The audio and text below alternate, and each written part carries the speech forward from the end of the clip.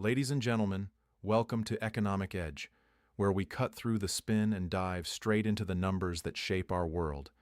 I'm your host, Alex Rivera, and today we're tackling a topic that's got everyone buzzing, or should I say, crashing.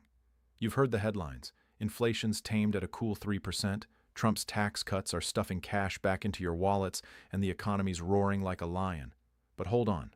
I've crunched the real figures, and what I uncovered reveals the hidden toll of what I'm calling the madman economic gamble. Economists are whispering dire warnings about 2026, and trust me, you need to hear this before it's too late. Buckle up. This isn't just analysis, it's a wake-up call. Or consider the stock market's wild ride. That 10% plunge in 2025? It wiped out gains for countless investors. The recovery? Fueled by corporate buybacks and speculation, not broad productivity gains. If a recession hits, triggered by, say, a trade war with the EU, we could see a 20–30% correction, evaporating trillions more. Friends, this isn't fear-mongering, it's foresight. The sugar coma economy feels exhilarating now, but without balancing acts, like targeted investments in education, infrastructure, and green tech. We're setting up for a hard fall. Trump's vision could spark a renaissance if tempered with fiscal responsibility. But unchecked, it risks Depression 2.0, where inequality widens, middle-class dreams shatter, and recovery takes years. Cast your mind back to January 2025, when Trump stepped into the Oval Office for round two. Inflation was sitting at a manageable 3%, a far cry from the blistering 9.1% peak we endured in 2022, but still stubbornly above the Federal Reserve's golden 2% target. Fast forward to December 2025, and it's dipped slightly, oscillating between 2.7% and 3%. On paper, that looks like a win, right? The administration's touting it as proof their magic wand is working. But hold your applause, because if we zoom out and factor in the full scope of Trump's agenda, the picture gets a whole lot murkier. Economists label this a supply shock, a sudden disruption that chokes output and jacks up expenses. I see it as firing a shot into your own boot just to show off your shiny new revolver. It's bold, sure, but the limp afterward isn't pretty. Already, reports from the USDA show fruit and vegetable prices climbing 8–12% in affected regions, with builders warning of delays that could add thousands to home prices. This isn't about ideology, it's about basic economics. Remove the workers and the machine grinds slower and costlier. Here's the insider truth politicians often ignore. A central bank's power hinges on its independence. Tamper with that, and trust evaporates like morning dew. When credibility crumbles, inflation expectations go haywire. People start hoarding, businesses hike prices preemptively, and suddenly you're in a spiral. History's littered with cautionary tales, emerging markets from Argentina to Turkey, where strongman leaders bullied their banks into printing prosperity, only to unleash hyperinflation and currency crashes. The U.S. isn't immune. Erode the Fed's autonomy, and we could see bond yields spike, borrowing costs soar, and that sugar-high stimulus turn sour fast. I'm not here to bury the administration. Credit where due, these moves have juiced growth metrics and put America first in certain arenas. Energy independence is closer, with oil exports surging, manufacturing's rebounding, creating blue-collar jobs in swing states. But the deferred costs, they're compounding like interest on a payday loan. By 2026, if inflation hits 6–9%, everyday Americans will feel the pinch, rent up 10%, food bills ballooning, savings eroded. So, what's the takeaway? Vigilance. Diversify your portfolio. Mix stocks with bonds. Maybe some inflation-protected assets. Push for balanced policies that pair boldness with prudence. And stay tuned to Economic Edge for unfiltered insights. Drop your predictions below. Will we soar or stumble? Like, subscribe, and share if this hit home. This is Alex Rivera reminding you. In economics, as in life, there's no such thing as a free lunch. Until next time, keep your eyes on the numbers. Hello everyone, and thanks for sticking with us on Economic Edge. If you're just joining, we've been unpacking the whirlwind of President Trump's economic playbook, what I'm dubbing the madman gamble, and its ripple effects on everything from your grocery bill to the national debt. I'm Alex Rivera, your no-nonsense navigator through these turbulent financial waters. Last time, we dissected the inflation beast lurking in the shadows of tariffs, deportations, and Fed arm twisting. Tonight, we're shining a spotlight on the crown jewel of this agenda, the One Big Beautiful Bill Act, or OBBB. Trust me, I didn't invent that name. It's straight from the White House press releases. Signed with fanfare on July 4, 2025, amid fireworks and flag waving, this legislative leviathan promises a feast of tax breaks and incentives. But is it a banquet or a bait and switch? Let's carve it up, piece by piece, and see what's really on the plate. First, the tantalizing treats, the parts that make OBBA sound like a taxpayer's dream come true. At its heart, it cements the 2017 tax cuts into stone, banishing their sunset clauses forever. No more ticking clock. Those lower rates for individuals and corporations are here to stay, potentially saving a family of 4 in the Midwest upwards of $1,500 a year. Then come the fresh deductions, designed to put extra cash in the hands of hardworking folks. Imagine this. No federal taxes on tips for service workers up to $25,000 annually. Bartenders, servers, delivery drivers.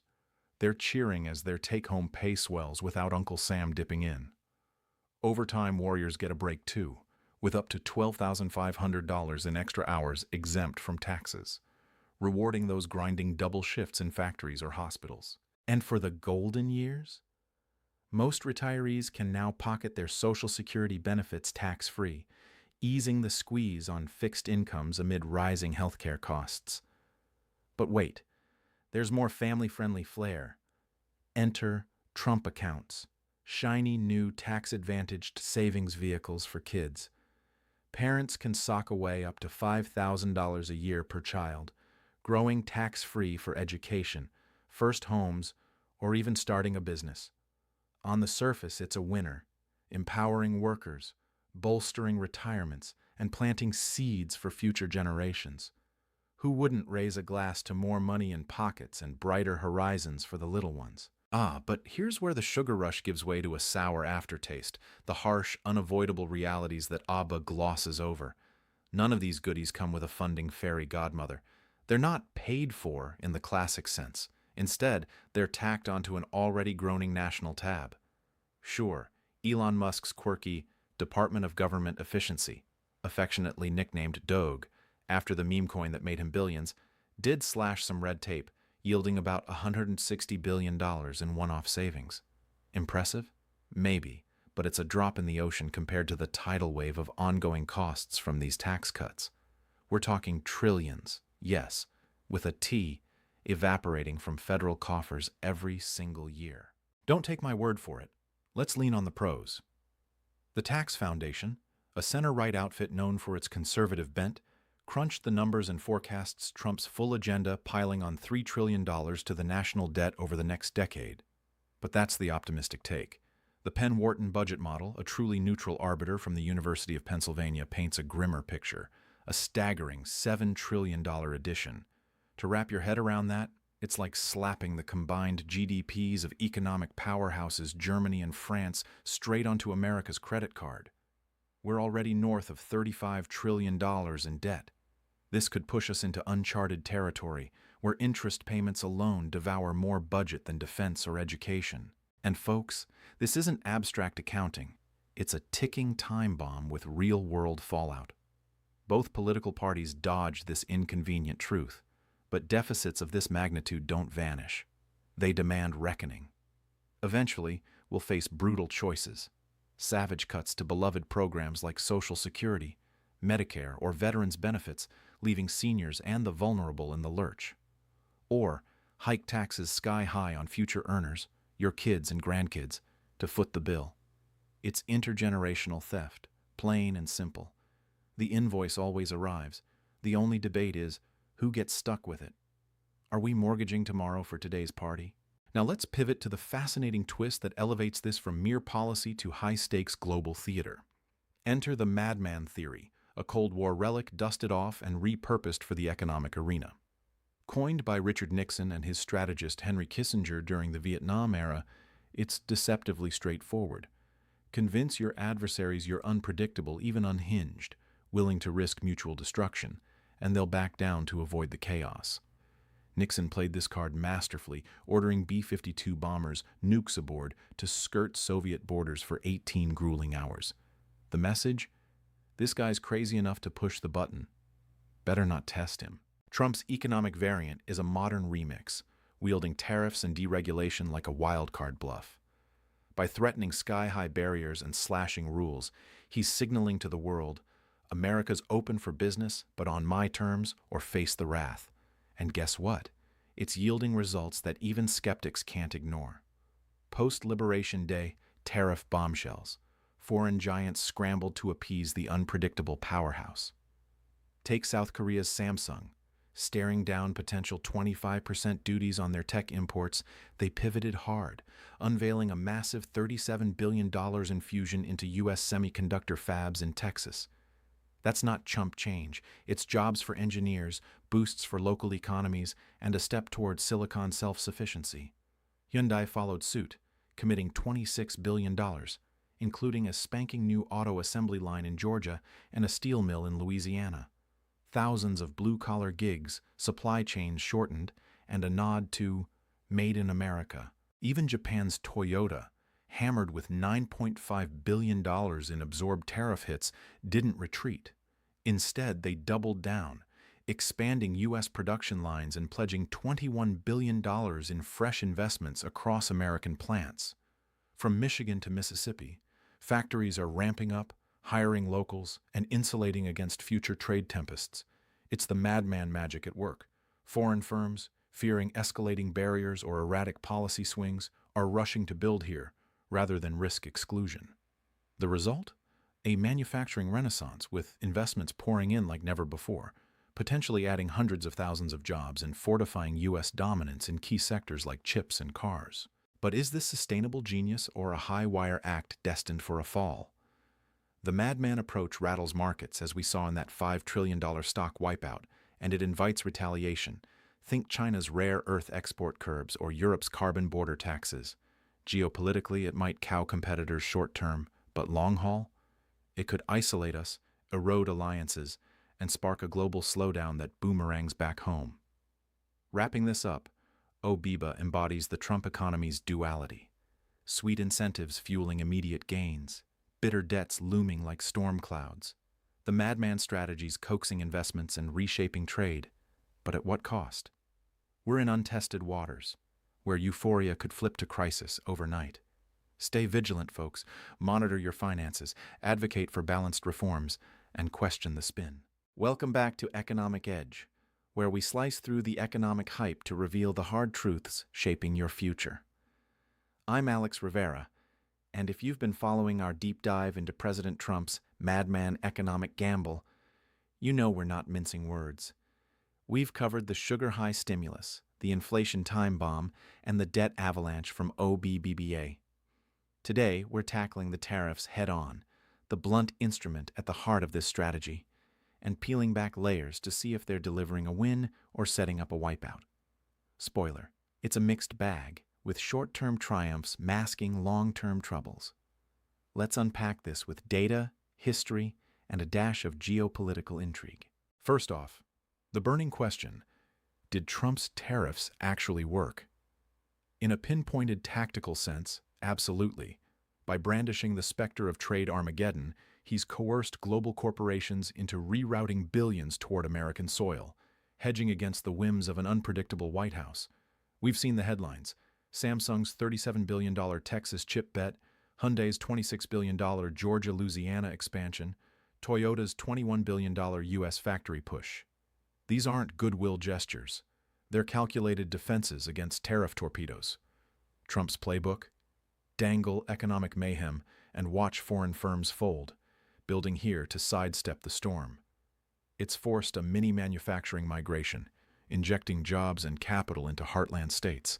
Narrow victory, check. But here's the fatal flaw in this high-stakes poker game: the madman theory, underpinning it all. This isn't some newfangled idea. It's a relic from Richard Nixon's Vietnam playbook, cooked up with Henry Kissinger. The premise? Act so erratic, so potentially self-destructive, that your foes assume you're unhinged enough to go nuclear, literally or figuratively. and they'll concede to avoid mutual ruin.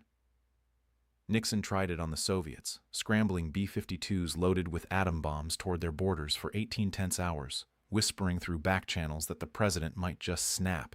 It was theater, meant to intimidate. Trump's economic twist? Swap nukes for tariffs and adversaries for trade partners, threaten chaos, and they'll invest stateside to appease the beast. Clever, right? Except, like any bluff, it crumbles when called. Nixon's ruse flopped because the Soviets sniffed out the sanity beneath the show. They didn't buy the Insanity Act, and the war slogged on. Trump's facing the same unraveling. Liberation Day unleashed the tariff barrage, triggering that gut-wrenching 10% S&P plunge, the worst since COVID, and NASDAQ teetering into bear market abyss. Trillions vaporized in days. What happened next? Panic mode. Within a week, Trump hit pause, 90 days of tariff truce, then reinstated, then dialed back for China talks. Flip-flops galore, temporary exemptions, negotiated ceasefires, backpedaling under market heat. Each retreat broadcasts a neon sign. I'll blink if it hurts enough. A Harvard Business School negotiation analysis nailed it. Whatever he promises, whatever he threatens, you're just not going to believe it. Credibility shredded, leverage lost. The madman's edge dulls fast. It's a single-use bazooka, and Trump's squeezed the trigger repeatedly, exposing blanks in the chamber. Opponents now know, push back and he'll yield. Game over for the intimidation factor. Zooming in on the post-liberation fallout, the narrative gets even thornier. Sure, markets clawed back. By late June 2025, the S&P shattered records. NASDAQ roared anew. Pundits crowed nothing burger. Trump touted triumph. But scratch the surface, and the recovery's a facade hiding fractures. China's counterpunch? Brutal 125% tariffs on U.S. exports, gutting American ag. Soybean barons, already on thin ice, saw their lifeline to Beijing sever. Exports plummeted overnight. Farms foreclosed. Rural economies reeling. Decades-old supply chains. They're not rerouting on a dime. Firms are trapped in a tariff triage. Swallow costs, hike prices for you, or uproot factories at billion-dollar pains. The Peterson Institute's crystal ball? Grim. By 2026, these trade wars could shave 5% off U.S. GDP, over $1.3 trillion in squandered growth. That's not pocket change. It's vanished factories, stalled innovations, families scraping by. And the tariff cheerleaders' dirty secret? Revenue's a bust.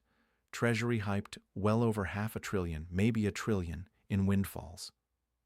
Reality check from the Bipartisan Policy Center, a measly $288 billion in 2025. Why the shortfall? Tariffs throttle trade volume. Stuff gets pricier, folks buy less. Econ 101. No free rides. Protectionism protects, but at a premium. Employment's another shiny headline with rust underneath. Unemployment's glued at 4%, low by history's yardstick, Trump's go-to brag. But peek at the engine. Job growth sputtered to 55,000 monthly ads in 2025, a far cry from the 180,000 per month roar of his first term's pre-COVID heyday. Musk's Doge axe? It cleaved 270,000 federal jobs, trimming bureaucracy but axing livelihoods in D.C. and beyond. Real wages? Up 4% yearly, about $700 more buying power for the average Joe, a welcome bump. Yet the devil's in the drivers.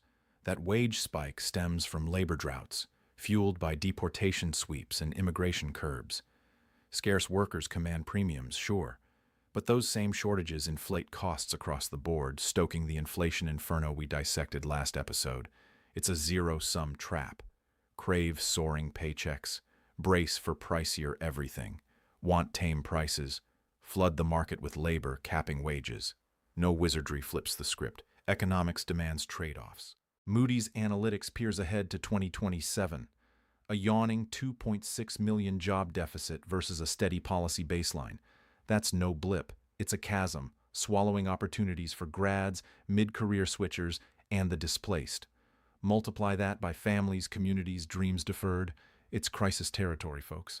Now let's pan the camera wider because no economy's an island. Global ripples from Trump's gambit are reshaping the board, starting with the Ukraine-Russia quagmire. Tariffs and isolationism aren't just domestic drama, they're geopolitical grenades. U.S. ag hits from China. They echo in Eastern Europe, where American grain exports once buffered food security amid war. Russia's energy stranglehold tightens as U.S. policies push allies toward alternatives or concessions. Trump's America First mantra might rally bases, but it frays NATO ties, emboldens adversaries. If Europe pivots to Beijing for trade stability, or if energy prices spike from disrupted flows, we're all paying, literally, at the pump and beyond. Friends, this madman experiment's a thrill ride. Investments lured, jobs created in pockets, wages nudged up. But the crashes, market volatility, trade retaliations, growth drags, job shortfalls, signal structural strains. It's not doom, it's a crossroads. Temper the bluffs with alliances, balance boldness with budgets, and we might steer toward renaissance. Ignore the warnings. Depression echoes loom. What say you? Tariffs triumph or trap? Comment below, like if this sparked debate. Subscribe for the full series. This is Alex Rivera on Economic Edge. Truth over talking points. Until next, stay savvy.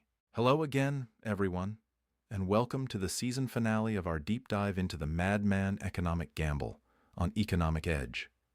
I'm Alex Rivera, and over the past episodes, we've dissected the highs, the hidden costs, the tariffs, the debt, and the geopolitical poker game driving it all. Today, we bring it home, connecting the dots from global flashpoints to your everyday wallet in January 2026. This isn't about picking sides, it's about facing facts. The surface shines bright, but cracks are showing. Let's explore why this moment feels like a peak and why the descent could be steep. Start with the world stage because economics never operates in isolation. In Ukraine, President Trump has frozen or drastically slowed U.S. military aid to Kyiv, steering toward a negotiated end that many see as conceding territory to Russia, effectively rewarding aggression with land grabs. European allies are racing to plug the gap, pouring in billions more than before. But without America's unmatched firepower and logistics, Ukraine's defenses erode week by week. Trust in NATO? Fractured. Allies whisper strategic autonomy. Diplomatic speak for we can't count on Washington anymore. Germany and France are fast-tracking their own defense industries, building drones, missiles, and cyber shields independently. The old transatlantic pact feels wobbly, and that uncertainty ripples straight into markets. Pivot to the Middle East. Trump greenlit airstrikes on Iranian nuclear sites, a bold strike that neutralized threats but torched any remnant of the two-state solution for Israel-Palestine. Diplomacy's sidelined. Force is the new normal. Over in Asia, it's a dizzying dance with China, harsh tariffs slapped on, then personal summits with Xi Jinping. Confrontation one day, handshakes the next. This push-pull creates maximum fog. No one knows if tomorrow brings escalation or detente. Businesses hate unpredictability, and that's the economic killer. Geopolitical volatility breeds market chaos. Every Trump tweet on tariffs, Iran, or NATO sends indices gyrating. CEOs freeze investment plans. Why build a factory if rules flip hourly? The Peterson Institute's research is clear. Tariff uncertainty alone has crimped business spending noticeably.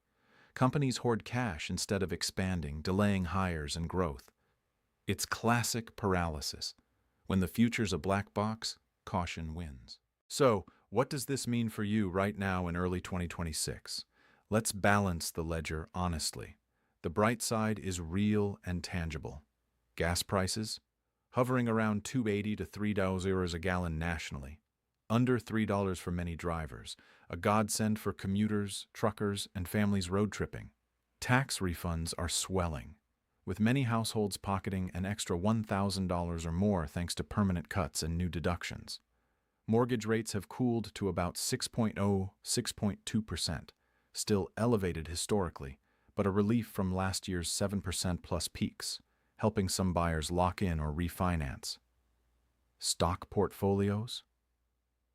For those in retirement accounts, they've not just recovered from the Liberation Day plunge. Many are hitting fresh highs, buoyed by corporate resilience and stimulus echoes. These wins feel good. They're why supporters call this the greatest economy ever. Paychecks stretch further at the pump. Homes feel more affordable. Investments grow. It's the sugar rush in full swing. But the bitter pills are stacking up. Imported goods, appliances, electronics, clothing, furniture, are pricier with tariffs baked in. Food costs swing wildly as ag supply chains scramble from retaliatory hits. Social safety nets? Trimmed hard, SNAP benefits paused temporarily in spots. Medicaid tightened, ACA subsidies fading, leaving vulnerable families exposed. Health insurance premiums climb as coverage frays. Worst of all, uncertainty reigns supreme.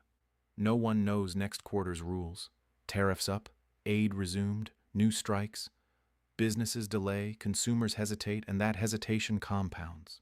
This brings us back to our core thesis, sugar coma economy. January 2026 looks robust.